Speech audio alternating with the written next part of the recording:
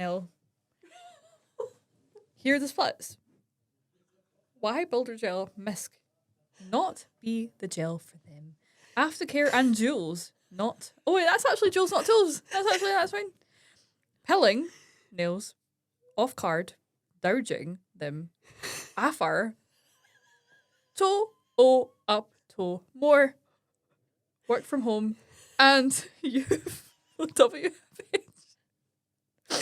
Context. Saphira's trying to read my handwriting. Just she's not just speaking That's gibberish. really bad.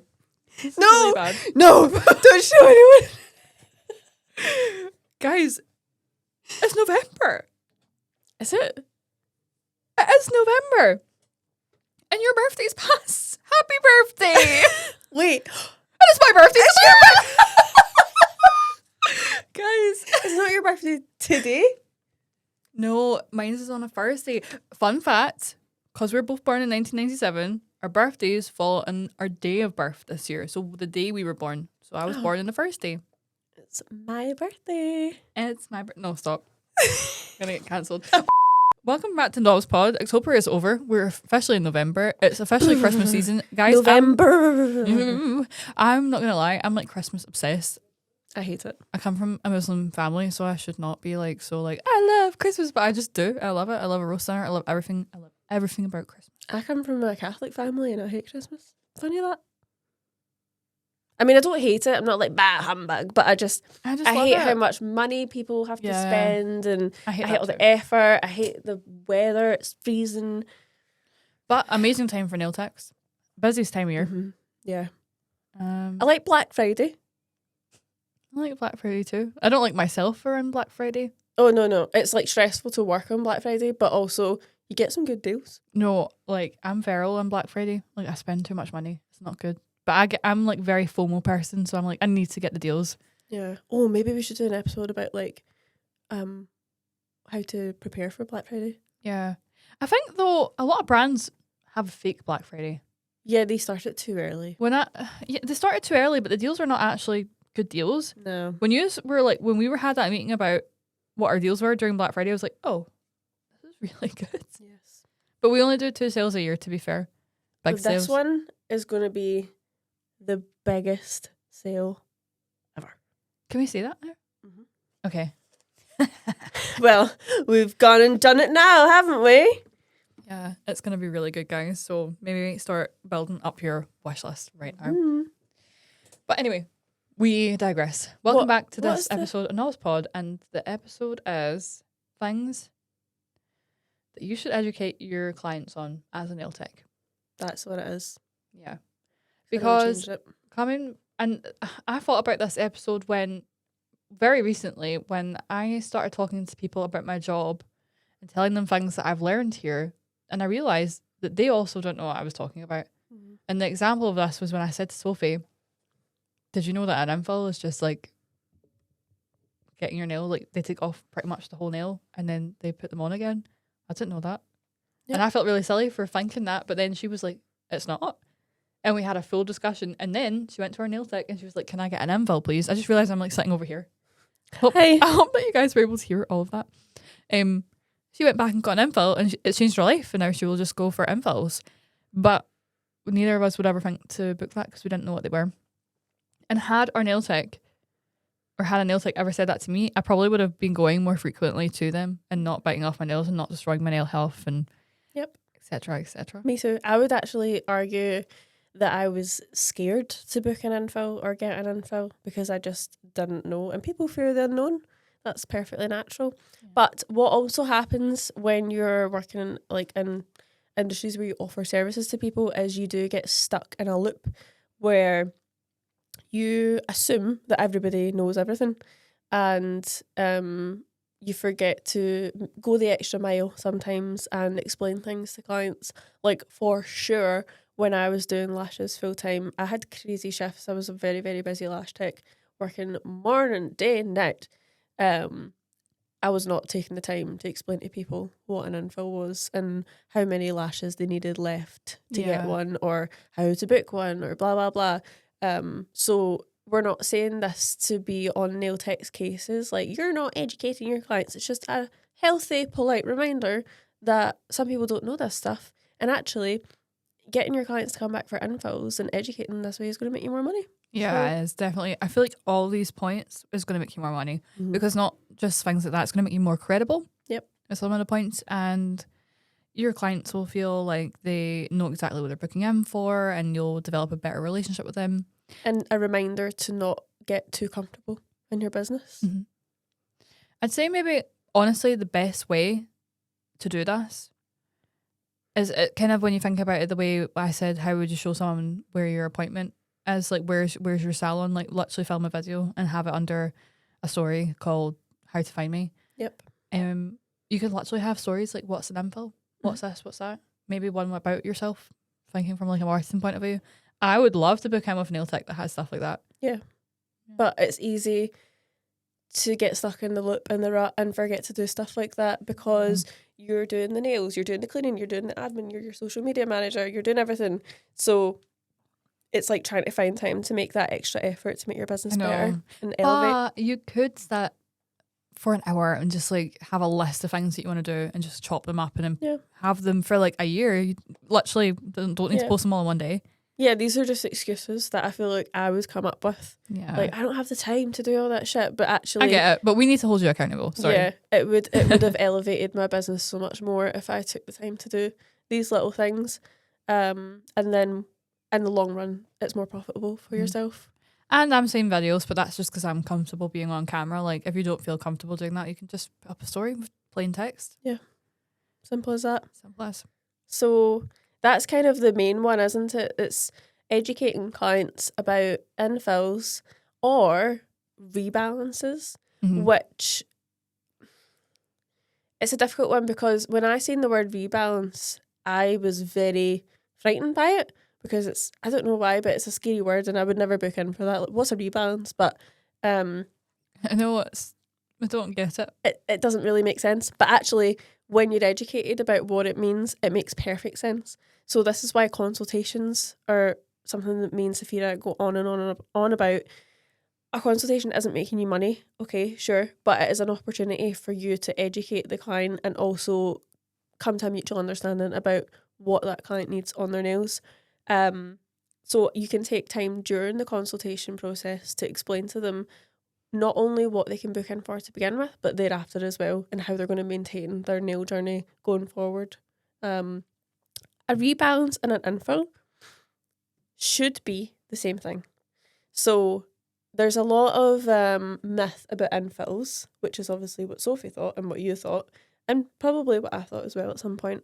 That an infill is where you're just filling in the tiny gap. The tiny gap of growth. That's honestly what I thought it was. And when I asked Sophie, she was like, yeah, it's just like that bit. And I'm like, it's not. So I'm going to blow your mind. Some people probably are doing that though, because if you think about it, when you do a gel polish course or a structured gel course, you're actually not taught infills. But what happens then is that you try and figure it out yourself, don't you? And if you assume that's what it is, then maybe you are doing that. So it's not just filling in that tiny little gap of growth. What you really should be doing is debulking not just the top layer, but like probably about like 80% of the product 80%. Right down, and then I will say, Anna made a good point to me that you kind of do that in an infill for acrylic, where you kind of just fill in the gap. Yeah, but I would argue it's more of a rebalance rather than an infill. Ah, yes. Okay. Because you're rebalancing the nail. So like with acrylic, you'll have a lot of structure, so you'll have an apex on the stress point of the nail.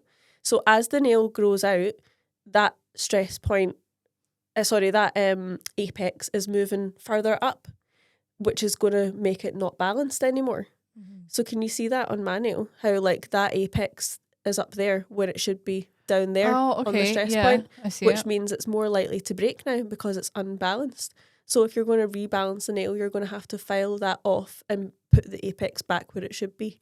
But that's what you would want. So not knowing that as a client. But why would you know that? How would you ever know that as a client? Yeah, you wouldn't know that. Unless your nail tech explains it to you. And then I'd be like, yeah, I'm going to book him for a rebalance. Yeah. Absolutely. That makes so much more sense. Instead of having to sit there and be like, oh, I need to get these all removed and start all over again. I know. It causes things to happen like when I bite all my nails off, which is so bad. And it actually brings us on to another point because when you're like biting off your nails, you're actually doing so much damage to your nails. And I think a lot of people don't know that. I didn't know that for sure. I didn't know the risk I was opening myself up to. Yeah, because you're taking off so much layer of your nail that so much layer, just one layer. We So all have layers. Onions have layers. Ogres have layers. You're taking off so many layers of your nail that you're actually then left with skin and water gels. Skin sensitizers. Ding, What ding, did I ding. just say there? Skin sensitizers. Skin sensitizers. They are skin Yeah. sensitizers. So if you're putting a skin sensitizer on what essentially is then skin, then you're going to open yourself up to risks of adverse reactions. And biting your nails off, if you're a client listening to this, is not saving you money and also saving your nail tech time and hassle. Tech time? I can't speak. Is not saving your nail tech time and hassle. It's just causing you hassle. And it's going to cost you more problems than a bit of money. Yeah. I think do you know what it is for me? And I wonder how a nail tech could address this. Probably like getting trained in e-file. But something that puts me off of getting a soak off is the amount of time it takes. So if you did e-file, it's definitely something you could advertise too, like that your removal time won't take as long. Oh yeah, especially for infills. Hello, because that's what we do all the time. Like, I can't remember the last time I soaked off a gel set with acetone. Mm-hmm. I genuinely can't remember because I just refuse to do it. I don't like the way acetone feels on my skin. I hate how long it takes. I hate the feeling of it being scraped off. So I just file it right down basically to nothing and fill it in. Yeah.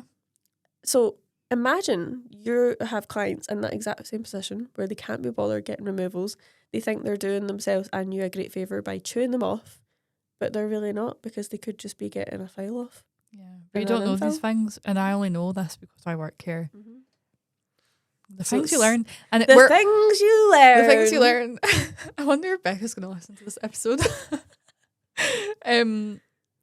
Yeah. Oops. Literally, the idea for this literally came from me thinking, people need to market this stuff. Mhm. Like, you guys need to tell your clients about this stuff because it would actually draw people in. 100% it would. Yeah, because when you're a service provider, you're not a marketer, or you're not thinking about ways you can be a marketer, but you should be. Yes. You've got down here about heat spikes. Oh, yes. Should you educate your clients on what heat spikes are? Absolutely. Yes. But don't give them the wrong information, which is what I see all the time. Don't scare them. Yeah. I see a lot of time people being like, you might just feel a bit of heat from the lamp, but you're actually, that's not really what a heat spike is. So yes, the heat from the lamp is adding to the hotness that you're feeling, right? But what you're actually feeling when you feel that spike of heat initially is just the polymerization process.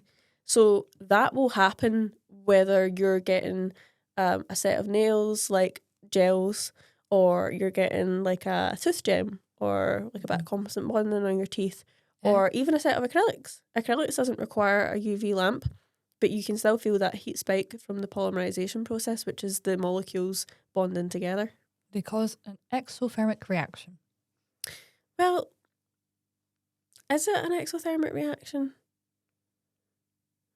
Yes. Well, now I need to do my own research about that because I was under the impression that an exothermic reaction was like a bad thing. No, I don't think it's a bad thing. It's just like the feeling of heat. So it's like when gels polymerize, like that polymerization process causes an exothermic reaction. Was it? Which makes you feel hot. That's where you get like I the thought hot an feeling from. exothermic reaction was like when it was like oversensitized by heat. Fact check me on this because I don't know. I'm so sure it is. So There we go. Now we need educated. Hmm. Because I just thought that the polymerization process of the molecules bonding listen, together. I'm probably wrong. So you've got like monomers which form to become polymers. Yeah. Right? So that is a polymerization process which is felt by way of heat. Oh. So that's its own thing. And then I thought that an exothermic reaction was like an oversensitized Oh, version I of think that. that's right. It's during like the hot months, like when it's really hot, that's your body having an exothermic reaction. Yeah, so like Yes. say there was other factors on top of that. Yes, okay, yes. But I don't know. I could be wrong. No, I think could you're right. literally be I wrong. think it's when like the body temperature is also high and then Mhm. you experience an exothermic reaction. Yeah. Hi guys, just to clear things up, an exothermic reaction is a chemical reaction that releases energy, usually in the form of heat, and that is what we feel during the polymerization process with our nail products. It's not just heat you're feeling, it's like an intense Yeah. heat. But then I could literally be wrong there. I could just be talking absolute No, gobbledygook. I think you're right. Which is another reason why it's important to tell your clients about it, because Someone tell us. Hello? it's really bad. Basically, what Chris needs to do is like just put a thing up and like, these girls do not know what the hell they are talking about. This Yeah. is what it is here.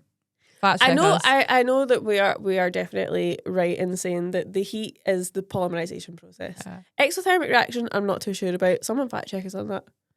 I'm sure that's when your body's hot and like you need to regulate your body temperature. But that is why heat spikes are more common In the summer. Or if you're I get really bad heat spikes when I'm on my period, which Oh, hasn't yeah, been good a long point. time actually. And also when I'm ill, if I've got a temperature. Fair. Yeah, that makes sense. 'Cause your body's already starting at a higher temperature. So then when you feel that heat, it feels worse. There are things that you can do for your client if they're feeling particularly warm. You could put the AC on. That would actually help reduce your feeling of heat spike. Big time. Cooling your gels, is that right as well? Cooling your gels? Mhm. Using it like a Thermal Pro when it's particularly warm outside. Yeah. I mean, I would say it's fairly normal to feel a degree of heat when something is polymerizing on your body. But you don't want to start normalizing that like burning sensation, Yeah. which I was under the impression was an exothermic reaction, but I think that maybe is an wrong. I don't exothermic know. reaction. I could be wrong now. No, I'm it just like, is. do we know anything? No, it is. I'm just talking absolute rubbish. But it is. I think that is the exothermic reaction Yeah. is when your body plus, like, it's just all the The different variables polymerization. together. That is what causes the exothermic reaction. Yeah. And that's why you feel a heat spike. Because I know for Particularly a bad. fact whenever I've had like a wee bit of work done on my teeth, I can feel that little Mm-hmm. spike of heat, but it's completely tolerable. It's not painful. Like it shouldn't ever be painful. Yeah. You know? But also letting your clients know that they can take their hand out the lamp if they are in pain. Yeah. They don't have to stay in there, which is something I was guilty of like a couple of Just years ago. Just bending keep and just bearing it. bearing. And then obviously your client's thinking, what the hell? I'm not booking back in with them. Do it to me. You can just do this as well, by the way. Like it doesn't need to be like a like you Yeah. can just But for audio listeners, yeah. For audio listeners, you can just take your hand out the lamp very gently, tilt it upside down, and then go like up and down, up and down, up and down a It does couple of actually times, work. and then back in. And you'd be surprised that really does fix it. It just sort of takes the pain away. But having that conversation with your client before they put their hand in the lamp, like, by the way, if you, just in case you didn't know. No, don't do that. That's the power of persuasion. Because then Oh, they do you will think it feel a will? heat spike. Yeah, Really? because it's psychology. If you're preparing somebody for pain, they will inevitably feel the pain. Oh. If you just like distract their mind from it. How do you then tell your client about heat spikes? I would educate them like you would obviously try and prevent them from happening in the first place. And then if it does happen, then I would educate them as to what's happening to their body. Okay, fair. Do you know what I mean by So that? don't advertise it. Yeah. To be like, by the way, just scaremonger your own clients into coming to you for a Story service. dedicated. What is a heat spike? That's the opposite of nail order business strategy. What is a heat spike and what you might experience at the salon today? They're like, actually, I changed my mind. I'm not going to book in with you. I just realised how bad that would be. You're like, oh. Don't get that a non-standard. Especially if you never heard of a heat spike, never had one before. You were like, what the? Suddenly you're terrified. I don't want my nails done. I don't want to feel the heat. Oh my God. You're like that. If you can't feel the heat, get out of the kitchen. What have you written here? That's my handwriting, isn't it? Who builder gel mist? Oh, why Builder Gel might not be best choice for all your yeah. clients. Yeah. Because so- it's seen as that one-size-fits-all product when it's really not. I want Biab.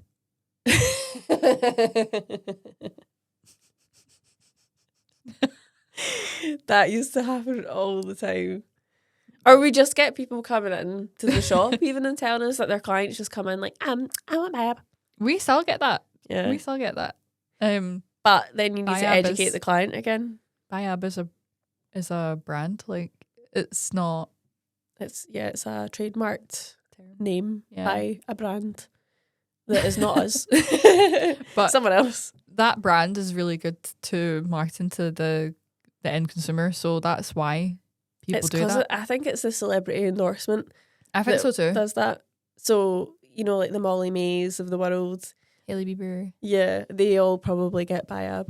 100%, and then they want what Hailey's got. But Yeah. that's clever marketing, of course. But you need to educate your customer that Biab is not suitable for everyone. Yeah. And I think that some people are really like upset to hear it when they go for their appointment. Like, no, that's what I want, but like they don't understand that there are other options that are like not the same, but they're all like very similar services. Here's an analogy. In my head, I thought that shark hoovers were the best. But little did I know, there's lots of hoovers that are just like shark that are equally just as good. I got one, my boyfriend's mum and dad got me one for a housewarming present. Can't remember what the name of the brand is. I think it's Bush or something like that. Fantastic hoover. Do you know that Hoover is a brand name?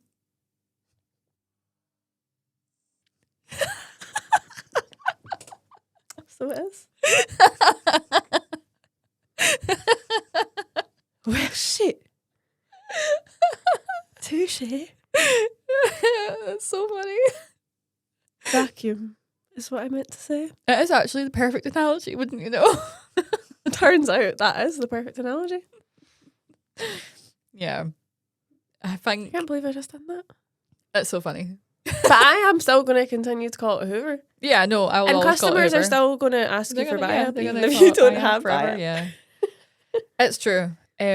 But what you do need to be pushing and like, I don't know, advertising is that you do prescriptive manicures, because I think prescriptive manicures are like the way forward 100%. Like, it's 100%. it's how you advertise all the other services you do, and you're really giving everyone like a tailored service. If you just send everyone out the door with builder gel on, their nails aren't going to last, because Yeah. not everyone. The law of averages says that you're going to have a few clients that come back with problems because Yeah, not everyone's nail type is for builder gel. yeah. Not just Biab specifically, but builder gel in general. Like, it's not a one size fits all product, is it? No, my nails need hard gel. Like, that's just what I need. If I get anything else, my nails don't last. Mm-hmm. And that's Or factual. acrylic. You're good with acrylic? aren't Yeah, hard gel and acrylic. If I went in and asked for, can I get Biab? My nails wouldn't last for more than a week, and then I'd Yeah. be coming back blaming the nail tech. So that's why it's important. As much as you want to just be like, yeah, sure, you? Mm-hmm. you're the one that's going to suffer at the end of it, because that client might not actually suit. But builder we've gel. said this so many times as well, that like when you go for a service, you appreciate so much more when the professional turns around and says to you, no. Absolutely. And I have experienced that so many times, and I've been so thankful that I've been talked out of like, getting what I've asked for, because and- what I've asked for is actually not the thing that I need. It makes you trust the professional as well. You see them as a professional. You think they really know what they're talking about. They could have just let me do this thing, but they've actually suggested I do something else. And it's not like, I don't know, would hard gel be more expensive than builder gel? Only if you price it differently. I mean, but I can't imagine it would be more than a couple of pounds. Yeah. Or let's think of a different example. It would be like builder gel and Ciner gel. I feel like most people would price Yeah. that the same. Yeah. So if you were to offer something else, it wouldn't really, I don't think a customer would feel like that's a money grab. They'd just think that they're sending me to the right thing for me. Yeah, just do a consultation, assess their nails, figure out what their goals are, and then take it from there. Yeah. And Use our consultation, digital consultation cards on the app. and remember, you're the professional, and you will actually know better. I know so many nail techs that just doubt themselves, Mm-hmm. and Yeah, they you would know the best. they would cave in, and they're going to have that customer back. You're going to look at those nails and think that they are not going to get on well with builder gel, and then you do it anyway. Mm-hmm. Then you regret it. What are you going to say when they come back? Well, that's what you wanted. You asked for it. This is like when I went, not me talking about my hairdresser again on the pod. Does she listen to the podcast yet? I feel like she should. I don't know. I don't see her a lot. I don't ever really get my hair done. But this is why actually she said no to me. So obviously I've had red hair for quite a while now, but this beautiful sort of auburny red hair, kind of gingery, is what I was going for. I was adamant to this woman that I was going in to get my hair bleached, and she was like, "No, you don't need to do that. Why would you do that?" And I was like, "Because I need it to be lighter." And this was one of those situations where I learned. She educated me. Did you know that you don't need to bleach your hair to get it lighter? No, I didn't know that. Neither did I. My hair's not bleached. I had to bleach my hair. Maybe your hairdresser doesn't know. To be fair, I had like dark box dye hair, so I had. Oh, to, you had box dye. Okay, yeah. yeah. So mine was virgin at the roots. So I had to get the ends. So what did bleached. you get? You can just get dyes that have got peroxide in them, and that lightens the hair. That's what I get. A tint. Huh? I get a tint. This is why you have to talk to your clients. Because I was just like, so see if she didn't talk to me about that, because I booked in to get my hair bleached. And she obviously knew fine well that she was going to see me and be like, you don't need to do that, and convince me otherwise. But it just blew my mind that she didn't need to apply bleach to my hair to get it a lighter colour. I just didn't realise that. Whereas people were probably thinking the same thing as what I was with Builder Gel. Like, oh, Builder Gel's amazing. I need to get Builder Gel. It's like, no, you don't. There's other things that you can get. It doesn't need to be that. And it's actually, guess what? Going to be better for you. So my hair is now bleach free, apart from the bits at the end. This is like another reason why consultations are so important. I bet your hairdresser loved you coming in, booking up like a double appointment probably. She's like, actually, you don't need all that. I know. She doesn't do... She has like a paper diary, remember what I was telling you? Oh, yeah. Because obviously she does 2 clients at once. That's right, yeah. So it doesn't really work for her having a booking system. But if you're any other industry, then I would say obviously have your booking system and make sure that your clients are booking a consultation first to avoid them coming in and thinking they're getting one thing and then actually getting another. Yeah. But that's happened to me so many times. Or with my tattoo artist, right? This tattoo, it's a big giant fuck off mermaid, right? Initially, when I asked her for that, 'cause I gave her so much information, I was like, I want so many tiny little details. Like, I want her to have big long eyelashes and luscious lips and this chain in her bra and blah blah blah, and I want all the fins to be overlapping. But initially the size I gave her was like a quarter of the size, that size. And she just had to say to me like, no, well babes, that's not going to happen. If you want it that size, you're going to need to get it much much bigger. And I was like, oh, okay. And then we went for a bigger design. yeah, it looks and so much better. I'm so happy I went with a bigger design. Could you imagine trying to fit all that into one tiny little... Because ink bleeds over time, so as I get older, that's going to last. Whereas if you fit it all into a tiny design that size, it would never have lasted. It's kind of like comparing it to a baby tech, nail tech that probably would have done that as well. I know. That's why you need to have the confidence in yourself to say, no, I'm the professional here. Yeah, I know what's best. good for you. Yeah. What else have you written here? A bunch of gibberish. Gobbledygook. After acts. Aftercare. Jewels, not tools. Oh yeah, I remember this one. Yeah. So basically, You're the problem. basically, you need to educate your customers on aftercare. It's like a non-negotiable. I feel like it's goes without saying that you need to tell your customers about aftercare, and not only for the better, like their nails are going to last longer, but it can also help you maybe like upsell a couple things as well. You could like upsell cuticle oil, cases, but those things are actually going to help your clients like have healthier, stronger nails. And I think we do have this problem where people think that their nails are indestructible. They also think that when you're trying to sell them a cuticle oil, it's just a marketing ploy for them to make Yeah. extra money. It's not benefiting you. I think even if your customer refuses to buy cuticle oil, still encourage them to use hand cream or like do what they can to look after their hands, keep them nice and moisturized. Because they're going to get more out of their nails and they're going to last longer and they're going to keep coming back to you because they'll have better retention. A lot of times I'm troubleshooting with people and they're sending me photos and I'm like, this client is like, they've done something. There's like a serious chip in their nail. And I'm like, what? Like, let's walk through it. And it'd be like, they've opened the can or like they've done this or that. And I'm like, that's not your fault that the nail is just. But a lot of the time, I've said this to you before, like they just need that reassurance from us to be, you know, Yeah. you've not done anything wrong. this is the client that's clearly had a trauma to their nail and they don't realise their nails are not indestructible. But if you have that conversation and educate your client, they're less likely to come back with these problems to you. So that's why it's important.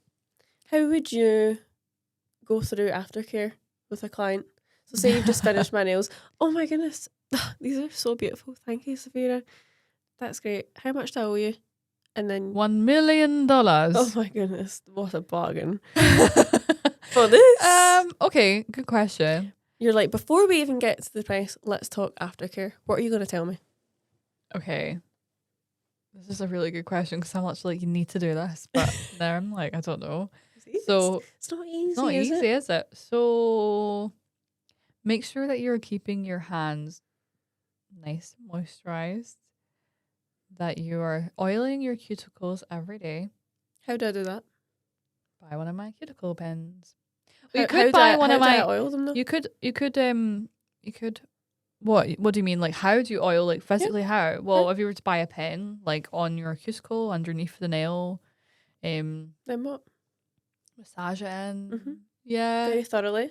Oh my god, this is really hard. Yeah, because it's like we know how to do this. We're assuming everybody else. That's a normal thing for us. We are just assuming. But if you're new, you might not know that. You might just drop a wee bit on, and then what you want to do is make sure that you're explaining to them how to do it and talk them through it as if it's, it's a nice bit of self-care. It's a me You could time. show them, and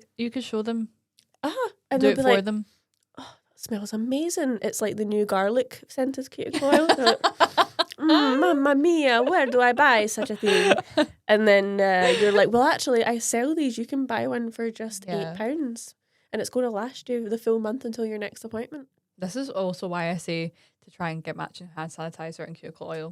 Mm-hmm. That's how it would work for me. Because if you have that smell, you'd be like, oh, by the way, I have it in the cuticle oil. And then you can like look after your nails. 100%. And then if they become addicted to the scent and the cuticle oil, you're like that, I've got a hand sanitizer that matches it. They'll be like, give me that right now. It's going straight in my basket.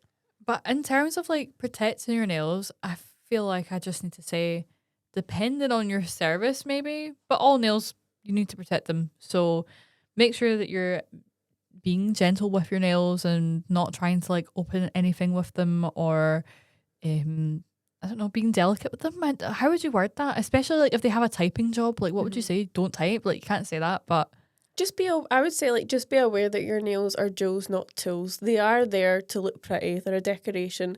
They're not there to reinforce strength. But I mean, that's the thing. They kind of are. Yeah, if it's a structured gel, I suppose. But at the same time, okay, what I would say is they're there to look pretty. They're not indestructible. Mm-hmm. So whilst you have, so say they've got builder gel on, so whilst you've got builder gel on or whilst you've got hard gel on, and they will be more strong than your typical nail would be, you need to bear in mind that they're not indestructible. So if you are bashing them or you get them caught in something or you're constantly tapping away at your keyboard with your free edge, be aware that they might start to chip or break. Oh, the last one is how expensive stock is. Yes. Your clients don't know. They don't know how much money you're spending. They don't know like how expensive this industry actually is. I think people are used to things just being super cheap and it's not. I will say though, I have noticed like the price of non-standard salons kind of coming up in price and matching like your average nail tech, which kind of is a good thing for nail techs because now you can say, well, my service is much more premium and this and that. Do you know what I mean? You can market it a bit better. This episode is sponsored by Paint Cure Peel, where you can save time. Just kidding. Lottie, I'll be in touch with my rates. This is 2 podcast episodes you've mentioned her in. I know. I think it's funny. It's just my wee joke that I have with myself now. I guess you are right. I feel like it makes it a bit easier because I think one of the main problems we had was that it's cheaper to go to a non-standard salon, but it's not even anymore. So I'm like, I don't know why you would want to. I guess for quickness, but then the quickness is because you're just getting overfiled. But some people don't care about their nail health. Well, that's where you come in. You can tell them why they should care about their nail health. Yeah, you can explain allergies. You can explain like all these different things. Like it's not scaremongering, not really. If you go on and say, if you don't need to call it a non-standard salon, but here's what I do and this is why I do it. Don't even you don't have to say anything scary. Just this is my practice and this is what I've learned. I've got a job for you. Okay. I would like you to please make a Instagram. This is probably going to be up already, guys. Yeah, go to the check it Instagram. out. It's on there. An Instagram graphic carousel of how to look after your nails that nail techs can share and download. That's so cute. Because Actually, see us trying to explain how to look after your nails. That was quite difficult. yeah. So maybe people just need a bit of help, and maybe we should help them. Okay. Leave it with me. Yeah. And in case it didn't get any likes, go and like it right now. Yeah. I've got some There, we're doing carousel one of the ideas. jobs for you. You can literally go and share that right now. Yeah, exactly. And then if you're not sure what to say in the moment, just refer back to your notes. Go back on the grid and be like, what is it they said? I have. Oh, yes, you but use this your cuticle appointment. oil. You're like, I have something to show you. Check your DMs. I just sent you a post. Yeah. Oh my God. That's a great idea. Yeah. After the appointment. Hey, how's your nails? Good doing. Just making sure that you're following all these steps. Thanks. Yeah. Yeah. Okay. Good idea, Laura. And I'm going to be sharing, I'm going to be doing a post about all the different gels. That's She's what away on Becca's asked me to holiday. do. Right Oh now. yeah, right now I'll be in She's not Gran even here. Canaria. That's what I'm like. That's Chris is going to take this podcast off of us for the swearing. and he's going to Photoshop me on a beach right now, aren't you, Chris? Oh my God. Poor thing. He's on holiday just now while he's editing this. And you're making him Photoshop you onto a beach. I would like to see what he does, by the way. F all. He just cuts this bit out completely. Yeah, I'm going to make an infographic with like all of the different base gels. That's the job Becca's asked me to do. So Like a carousel with all of them. no, she wants it on one page. I've already done a carousel of all of them. An infographic like to put on the salon. Or like just on mean- your on Instagram. That'd be a good idea. If you could put it in your salon, wouldn't it? Yeah, like a principal. A printable version of it. That's what I'll do. I'll make a version of it for Instagram and I'll make a version of it that's printable. Good idea. Then you can like show it to your clients. That way, if you offer a prescriptive manicure, you can read which base gel does what. Yeah. And if you want to try all of our base gels, you can shop the gel sampler kit. Oh, Wait, no, you can't. Sorry, too late. No, you can. It's just not on offer anymore. Oh, you missed out. You should have joined us. It is Friday. discounted though. Now it will be £89. It's still an amazing kit. Yeah. So And- it was originally £106.50 and it's down to £89. Yeah. You missed out. It was half price last week. We did warn you. That's why you should watch the pod. every However, week. it is Black Friday month. You've just gave me an idea for something. Okay, we'll discuss after the pod. Let's add it to our very long list of things to do. Anywho, is that everything on my chicken scratch notes? I think so. Do you want to double check? Yes. So, Mhm. Laura is on holiday, so I think next week might be special guest. I wonder who it will be. Who would you like to be the special guest? Oh, that's actually a really good question.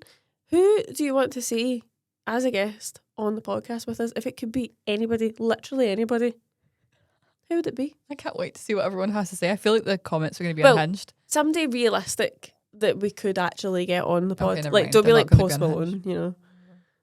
Whoa, I fall apart. That's like a callback to episode 1. It's came full circle. It really has. Chris actually thinks that we should just like cut it off and do season 2 next year. 'Cause Yeah, there's we're just so feeling a much bit going on. overwhelmed. Yeah, there's a lot going on. But we should probably just make time to do it and then worry about all the other stuff that we have to do at some other point. That's tomorrow's problem. Yeah, that's yeah, well, anyway. Leave a comment, share it with who you'd like to be on the pod. And make sure you like, comment, subscribe, and we'll see you. Well, I'll see you in the next one. And I won't. Bye. Bye.